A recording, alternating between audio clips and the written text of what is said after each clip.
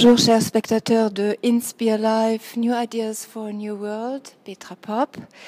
Aujourd'hui ensemble avec Samuel Cohen, cofondateur de Barter France, et c'est un tout nouveau bébé et je suis super heureuse de pouvoir parler avec lui de cela. Nous sommes à la Bourse de Paris, au sein de la Bourse, au plein milieu, où se trouve en 3e étage un incubateur finance qui a permis à ce bébé, d'une certaine manière, de naître et de prendre ses ailes. Et c'est vraiment un très beau bébé. Alors, le titre de cette interview pourrait être « Comment entreprendre sans argent ?» Est-ce possible? Avec cette vidéo, on va s'adresser à des entrepreneurs qui ont besoin d'un service ou d'un bien pour leur entreprise ou tout simplement élargir leur réseau, mais n'ont pas forcément envie ou pas les moyens de sortir leur actif, leur trésorerie, et qui cherchent un autre moyen d'accéder à ces biens et à ces ressources. Et Samuel donne la plateforme pour ça. Alors, qu'est-ce que c'est barter? Qu'est-ce que ça veut dire en français? Oui, tout à fait. Alors, pour vous expliquer, donc le barter, c'est un mode de commerce à part entière qui consiste dans de l'échange de marchandises et de services.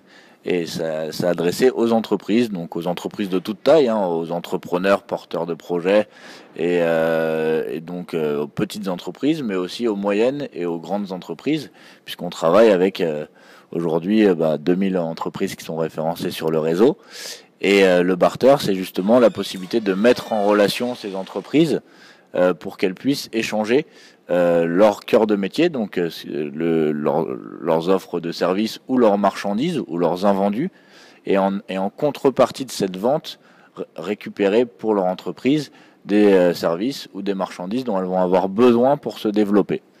Donc c'est vraiment un mode de commerce qui consiste à trouver comme financement un levier qui est son propre métier, ce qui est de dire voilà, moi je vais financer cet investissement, je vais financer cette dépense avec mon activité. Merci. Donc peut-être on peut donner un exemple. Oui, tout à fait. C'est toujours le plus parlant. Admettons, je suis entrepreneur et j'ai besoin d'un bien. Je m'adresse à vous, à votre plateforme. On peut le comprendre comme un troc super moderne qui se passe sur cette plateforme un peu numérique digitale que vous avez développée avec vos coéquipiers. Et puis, il dit, bon, j'ai besoin de ça. Et puis après, qu'est-ce qui se passe? Peut-être je garde le micro parce que quand j'ai une question, après, il faut que je le rajoute. Alors du coup, quand vous êtes sur France Barter, vous arrivez et vous pouvez en fait déjà publier une offre. Donc vous dites, voilà, moi je peux proposer des conseils juridiques ou je peux proposer de la réalisation de vidéos. Et donc cette offre, vous allez la valoriser, vous allez mettre un prix qui correspond à cette offre. Et ensuite vous allez du coup lister un certain nombre de besoins donc, dont vous allez avoir dont vous souhaitez avoir accès pour développer votre entreprise. Donc ça peut être des besoins par exemple en référencement de votre site web, ça peut être des besoins en nettoyage de bureau, des besoins en location d'un véhicule, et tous ces besoins vont être listés, et par rapport à cela vous allez pouvoir voir les entreprises qui peuvent répondre à votre besoin, et vous allez pouvoir aussi leur proposer votre offre. Donc ça c'est ce qu'on appelle du troc, vraiment de l'échange bilatéral.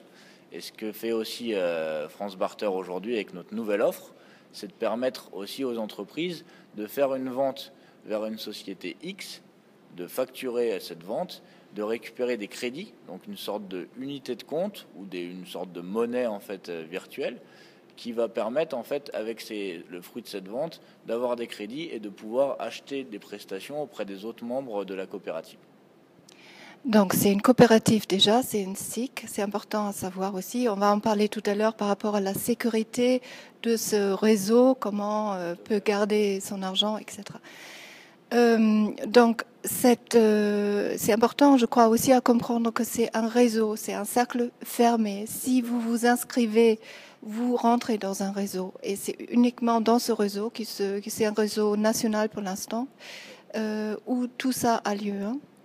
Oui, tout à fait. En fait, la notion d'échange, elle est importante et elle s'ancre dans des valeurs qui sont assez fortes, qui sont le fait de dire je dois avoir confiance dans les autres sociétés, dans les autres entreprises qui font partie du réseau, pour être sûr d'avoir des réciprocités qui vont m'intéresser et de ne pas être lésé dans le cadre d'un échange. Donc les avantages principaux des échanges, ça va être que vous économisez de la trésorerie, que vous trouvez des nouveaux clients sur ce réseau, que vous utilisez, vous, votre cœur de métier pour finalement financer des dépenses, ça comme je l'ai expliqué précédemment, et aussi c'est que vous accédez justement à un réseau qui est constitué d'acteurs qui sont de qualité et qui est donc des entreprises vraiment dans tous les secteurs, mais qui sont des entreprises qui sont dans une démarche collaborative, et vous pouvez du coup interagir assez facilement avec ces entreprises. Donc la notion de réseau, c'est une notion qui est très forte. Et vous avez à peu près les mêmes valeurs, les mêmes démarches. Est-ce que vous avez aussi un rating pour d'abord un peu évaluer l'entreprise avant qu'elle rentre vraiment dans votre réseau? Est-ce que ça existe aussi? Oui, tout à fait. Donc ça, c'est très propre des différentes places de marché. Airbnb. Voilà, comme Airbnb, comme Blablacar, qui sont des gros acteurs de l'économie collaborative, mais aussi comme Amazon ou eBay, qui sont des places de marché où il y a beaucoup de transactions. Donc c'est important d'avoir une possibilité d'évaluer la société avec laquelle vous faites une transaction pour être sûr justement d'avoir en contrepartie des prestations ou des marchandises de qualité. Donc nous, on a mis en place un rating en 2013 qui prend en compte plusieurs critères, notamment la réactivité de l'entreprise. Est-ce que quand vous allez lui demander de vous vendre une marchandise ou des services, elle va rapidement vous recontacter, rapidement vous faire une proposition, un devis, etc. Ça prend aussi en compte la qualité des services qu'elle propose et aussi le prix qu'elle affiche par rapport à la transaction d'échange. Puisque ce qui est très important dans l'échange, c'est qu'il y a bien une valorisation des prestations. C'est comme une vente classique. Ce qui diffère, c'est le mode de paiement qui est enclenché derrière. C'est-à-dire qu'au lieu de payer cette vente en monnaie sonnante et trébuchante, en virement bancaire ou par chèque, vous la payez avec une facture que vous émettez vers ce client dans le cadre d'un échange bilatéral ou vers le réseau dans le cadre d'un échange multilatéral. Superbe. Et le fisc, quand le fisc rentre dans tout cela, alors est-ce que la TVA existe toujours dans cet échange? On va parler peut-être tout à l'heure un peu plus spécifiquement du barter euro, qui est cette valeur de compte, comme on dit encore, cette unité de compte, que je me rappelle de ça.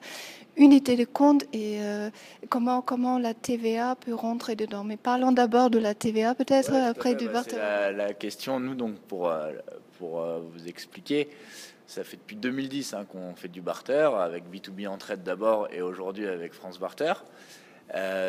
Très clairement, il y a une règle principale dans les échanges, qui est, non pas principale, mais fondamentale, c'est que toutes les transactions d'échange fassent l'objet de factures. Parce que sinon, effectivement, on est sur des actes de commerce qui ne sont pas déclarés, et du coup, là, ça pose un problème. Mais à partir du moment où on s'en tient à cette règle qui est de dire vous faites un acte de commerce puisque vous vendez une prestation de nettoyage, ou vous vendez une prestation de bâtiment, ou vous vendez du matériel. S'il y a une facture, il y a bien de la TVA qui correspond à cette facture. Et après, comme j'expliquais juste avant, c'est que c'est un mode de paiement qui permet d'enregistrer la facture et de la payer par compensation de facture. Donc c'est un mode de paiement qui est tout à fait légal, qui s'appelle le paiement par compensation. Tous les comptables connaissent le paiement par compensation. Et du coup, vous vendez votre prestation avec une mention, cette facture sera payée par compensation, et vous savez que vous avez une autre facture qui rentre, une facture fournisseur qui rentre et qui viennent s'annuler dans votre comptabilité. Et la TVA est bien reportée dans les différents comptes de TVA collectés et TVA déduite. Génial. Et comment ça se passe avec ce barter euro? Est-ce que vous voulez décrire qu'est-ce que c'est exactement cette... Alors, du coup, pour bien comprendre, ce qu'on a fait, nous, avec B2B Entraide depuis 2010, c'est principalement organiser, grâce à un réseau très large de 2000 entreprises, des échanges bilatéraux, ce qui était assez difficile, puisqu'en fait, il faut trouver les bons besoins complémentaires au même moment. Donc il y a tout un travail, je dirais, de haute voltige permettant voilà, de se rencontrer au bon moment sur des besoins qui sont tout à fait complémentaires. Donc ça, c'était un point, et ça c'était assez facile, puisqu'il y a du coup, après, une fois qu'on a trouvé cette synergie, ce qui est la partie difficile, c'est assez facile de l'orchestrer, puisqu'il y a 2 factures qui sont échangées entre les sociétés A et les sociétés B. Donc ça, c'est du paiement par compensation. Donc ça, c'était B2B en trade. Et France Barter, qui est la nouvelle plateforme, ça permet vraiment, avec une unité de compte, de pouvoir faire une vente. Sur le fruit de cette vente, de récupérer des crédits, donc des unités de compte. Donc la société qui fait la vente, si elle fait une vente pour 6 000 €, récupère plus 6 000 barter. Et la société à laquelle elle a vendu est à moins 6 000 barter. Et donc la société qui a plus 6 000 va pouvoir aller acheter auprès des autres membres du réseau des prestations dont elle a besoin pour son développement. Et la société qui a moins 6 000 barter va, elle, vendre, puisque pour revenir vers zéro, elle va vendre des prestations auprès d'autres acteurs. Et du coup, donc tout ça, c'est aussi tout à fait juridiquement encadré. Il y a eu un gros rapport ministériel qui a été publié en février 2013 sur les pratiques des plateformes d'échange de biens et de services entre entreprises. Et c'est le même procédé, à savoir la même règle, qui est bien des factures qui soient émises de chaque côté pour correspondre au flux d'échange. Qu'est-ce qui se passe si une entreprise retarde un peu son retour de service ou de biens par rapport au réseau? Alors, dans le cadre où en fait une entreprise s'inscrit sur le réseau, elle commence avec un solde qui est à 0, et tant qu'elle n'a pas vendu ou acheté, son solde reste à 0. Si elle se met il est possible pour une entreprise d'acheter avant d'avoir vendu, mais bon, c'est assez limité. On limite ça à 1000 barter, ce qui correspond à 1000 €, donc ce qui est assez faible. Mais elle peut néanmoins être dans cette démarche d'acheter avant même d'avoir vendu. Et après, une entreprise qui, elle, vend régulièrement peut monter jusqu'à 6, 8, 10, 15, 20 000 barter. Et ensuite, elle va être dans une position un peu d'attente où elle va du coup voir ce qui l'intéresse sur le réseau, et elle va pouvoir contacter les entreprises directement pour leur acheter des prestations. Si elle trouve rien de très intéressant sur le réseau, c'est là que nous on intervient en tant qu'animateur du réseau et de courtier, et qu'on va faire la démarche de comprendre vraiment ses besoins et éventuellement d'affilier sur la coopérative de nouvelles sociétés qui vont venir se greffer et ajouter des offres qui vont plaire à cette société en question. Superbe. Et j'ai lu beaucoup des critiques très positives par rapport à ça. Est-ce que sur votre réseau, est-ce que vous avez combien d'entreprises vous avez déjà dans votre réseau pour élargir justement ce choix de... Alors, nous, sur le réseau B2B Entraide, on a plus de 2000 entreprises. Alors, toutes ne sont pas actives parce que justement, il y avait cette contrainte majeure d'organiser des échanges que bilatéraux qui posait pour certaines sociétés, c'était quasiment impossible de par la nature de leur activité que de trouver l'échange bilatéral qui correspondait. Je pense notamment à certaines sociétés dans le transport, je pense à certaines sociétés dans l'industrie qui ont des offres assez spécifiques et pour qui l'échange bilatéral n'était pas pertinent. Mais sur ces 2000 entreprises, on va en faire migrer environ 10%, donc c'est-à-dire 200, 250 d'ici la fin de l'année, vers le réseau France Barter, où là les échanges multilatéraux seront possibles.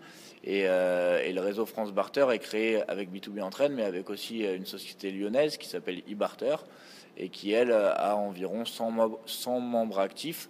Donc on pense qu'on aura assez rapidement 400 entreprises, plutôt dans TPE, PME, qui seront sur le réseau, qui seront assez actives pour le coup, parce qu'elles pourront vendre et acheter, proposer leurs prestations. Et on est assez satisfait en fait de pouvoir unifier des réseaux, et des réseaux avec des acteurs de qualité. C'est vraiment l'enjeu. Je crois que vous pouvez l'être vraiment. Et alors, encore une question par rapport à la sécurité. Je crois que ça intéresse ceux qui veulent s'inscrire.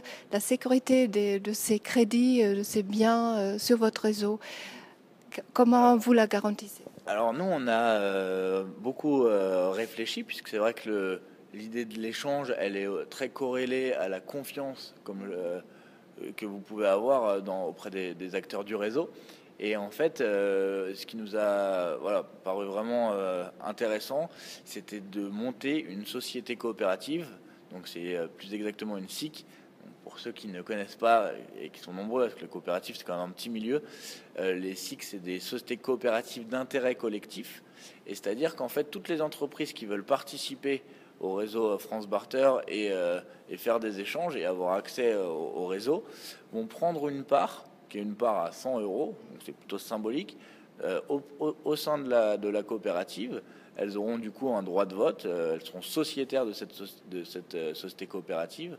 Et ça, c'est un vrai engagement, c'est de dire, voilà, je crois en ce mode de commerce, je veux faire partie de ce nouveau réseau d'affaires qui se constitue. Et c'est pas juste un droit d'entrée, c'est vraiment un engagement assez fort pour l'entreprise de dire, je ne viens pas sur ce réseau dans un but un peu mal intentionné de vendre mon vieux stock, de récupérer en contrepartie des prestations qui m'intéressent et puis de mettre la clé sous la porte et de partir ou de faire faillite. C'est vraiment une sélection qui est forte, qui est aussi revêtue d'un engagement de participer dans une démarche aussi collaborative et entre guillemets économie sociale et solidaire pour vraiment aller de l'avant et contribuer de façon active tant par l'échange que par aussi l'implication dans la coopérative.